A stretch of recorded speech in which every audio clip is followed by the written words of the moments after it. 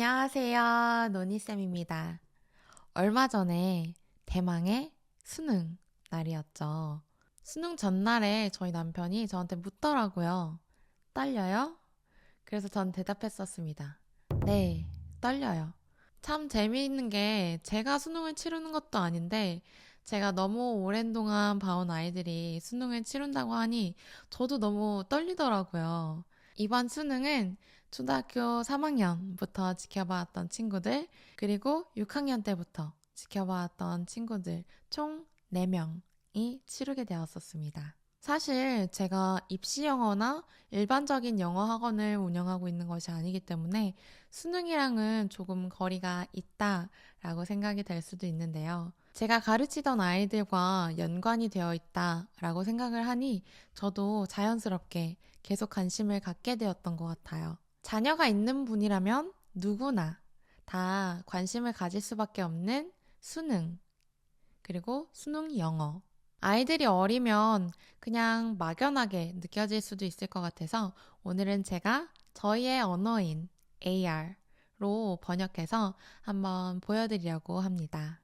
렉사일 지수로도 변환이 가능하지만 노니쌤의 영어 도서관은 AR을 사용하는 기관이니 AR로 변환해 봤습니다. 일전에 노니쌤 영상에서 소개해드린 적이 있는 텍스트의 AR 지수를 확인할 수 있는 사이트에서 변환을 했고요. 번거로움을 덜어드리기 위해서 제가 문제 모두 다 변환을 해두었습니다. 2025학년도의 수능 영어 지문들의 평균 AR은 몇이었을까요? 지문의 평균 AR 지수는 10.1이었습니다. 문제 중에 가장 쉬운 난이도는 5.44, 가장 높은 난이도는 13.56이었습니다. 올해 영어가 작년 영어 대비 많이 쉬었다는 기사들 보셨죠? 그런데도 평균 값이 10.1이라니 너무 놀랍지 않나요?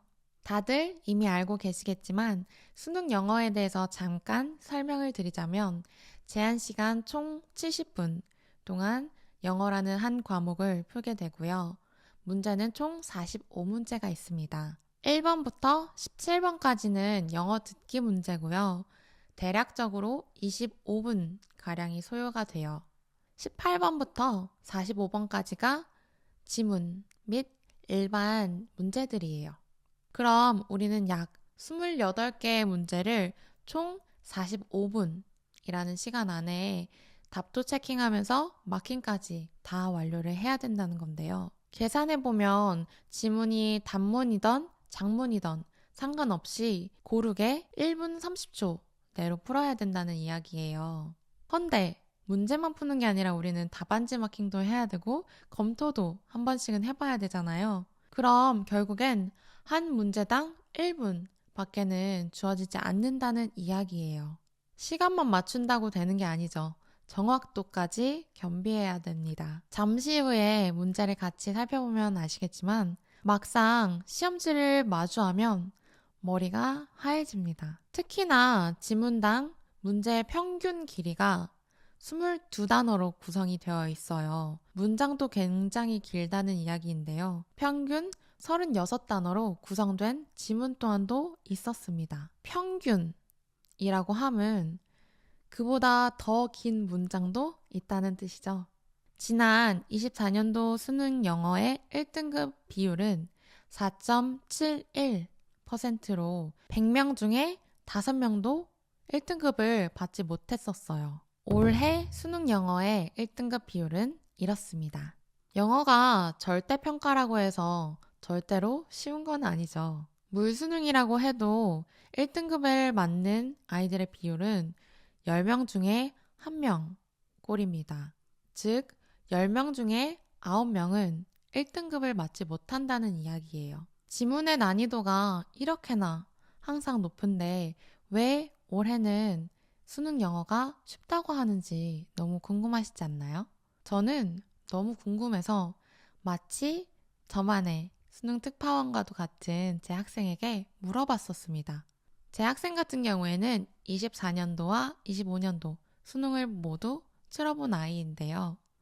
아이가 말하기를 올해 영어는 시험지를 받자마자 굉장히 쉽다고 느꼈다 라고 첫 마디를 해주었었어요. 그리고 이어서 아이가 이야기하기를 듣기 문제도 크게 꼬지 않았고요. 도표나 인물 전기 문제도 쉬웠어요.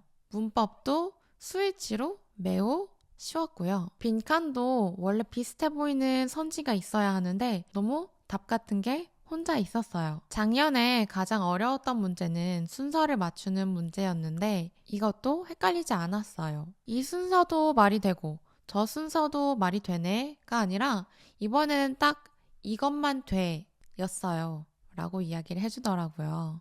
특파원과도 같은 재학생 너무 멋지고 귀엽지 않나요? 이 순서 배열에 대한 이야기가 무슨 말인가 하면요. 제가 저희 아이들 내신 공부를 시킬 때 항상 하는 이야기가 있어요. 이것도 답 같고 저것도 답 같으면 그 중에 가장 답 같은 걸 고르는 거야 라고요. 그런데 이번 수능에서는 이것도 답 같고 저것도 답 같은 게 아니라 그냥 답 같은 것만 하나 있었다고 하더라고요. 자, 그럼 문제를 자세히 들여다보기에 앞서서 제가 정리한 표를 먼저 보여드릴게요. 1번부터 17번까지는 듣기 문제라서 배제되었고요. 18번부터 45번까지 있습니다. 첫 번째 칸에 써있는 아토스가 즉 AR 지수고요. 그 다음에는 오답의 순위를 넣어놨습니다. 그 다음 칸에는 오답률, 즉 몇 퍼센트의 아이들이 틀렸는지를 보여주는 거고요. word count라고 함은 지문의 단어 개수입니다. average word length라고 함은 평균 단어의 길이이고요. average sentence length라고 하면 한 문장당 단어의 개수의 평균값입니다. 어떠실까요? 난이도가 좀 체감이 되실까요? 뭐니 해도 직접 풀어보는 게 최고죠. 올해 수능을 치른 수험생들 중 약 84.3%가 틀렸다는 32번 문제 같이 풀어보실까요? 시험을 치르는 학생들과 똑같이 제한 시간 1분이라는 시간을 드릴게요.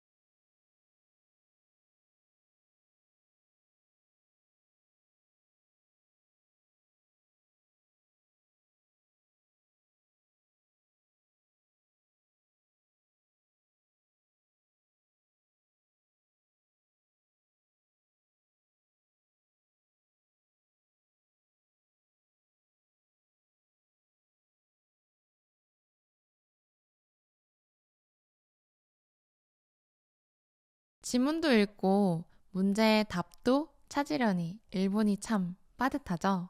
여러분은 몇 번을 답이라고 체킹하셨나요? 정답은 3번이었습니다. 저도 직접 풀어보니 참 쉽지 않더라고요. 그런데 학생들은 또 얼마나 헷갈릴까 싶었어요. 아까 보여드렸던 표를 살펴보시면 오답률과 AR 지수 혹은 word count 혹은 문장의 길이가 비례하지 않는다는 사실을 알 수 있어요. 단순히 생각했을 때는 지문이 난이도가 높을수록 오답률이 올라가지 않을까라고 생각이 되는데요. 결론적으로는 난이도를 결정짓는 요소들은 아닙니다. 매해 수능 시즌이 되면 타일러 씨의 명언이자 짤이 하나 생각이 납니다. 비록 그가 수능 전문가는 아니지만 누가 봐도 타고난 언어적 재능을 갖고 있는 사람이라는 거는 보이는 거잖아요. 그리고 모국어가 영어인, 미국인이기도 하고요. 그런데 그런 타일러 씨가 한 방송에서 수능 영어를 다 틀렸었어요. 그리고 이렇게 이야기했죠. 제가 문제를 못 풀면 시험지에 문제가 있는 거 아닌가요? 저 또한도 매우 공감하는 바입니다. 타일러 씨는 수능 영어를 두고 언어보다는 수학적으로 접근을 하는 것 같다. 그리고 문제를 출제하는 사람들까지도 수학적으로 접근을 하는 것 같다. 라고 이야기를 했었는데요. 저 또한 그리 생각을 하고 또 답을 찾으려면 수학적인 접근이 필요하니 결국에는 지문을 이해하지도 못한 채 답만 찾는 그런 아이러니한 현상이 벌어지는 것 같아요. 흥미롭지 않나요? 지문은 이해할 수 없지만 답은 찾을 수 있다니. 영어 교육자로서 참 부정하고 싶은 현실이기도 한데요. 우리는 모두 한국식 영어에 크나큰 오류가 있음을 인지하고 있지만 아직은 마땅한 대안이나 바로잡을 힘이 없기에 그저 뒤처지지 않기 위해 똑같이 따라가는 방법밖에는 없는 것 같아요. 추이를 보시면 아시겠지만 지문의 난이도는 계속해서 올라가고 있고요. 배경 지식과 문해력 그리고 독해력을 요구하는 문제들 또한도 많이 늘고 있습니다. 그래서 우리는 최대한 많은 시간을 들여서 원서 읽기를 통해서 독해력, 문해력, 추론력 그리고 비판적인 사고를 길러놓아야 된다고 저는 생각을 해요. 왜냐하면 이런 훈련이 없이는 문제풀이를 할 수가 없거든요.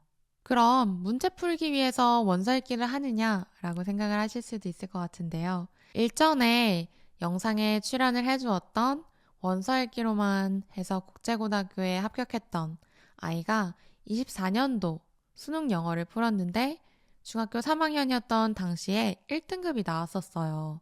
즉, 원서 읽기를 통해서 영어를 잘하는 것과 수능 영어가 아예 무관하지 않다는 이야기예요.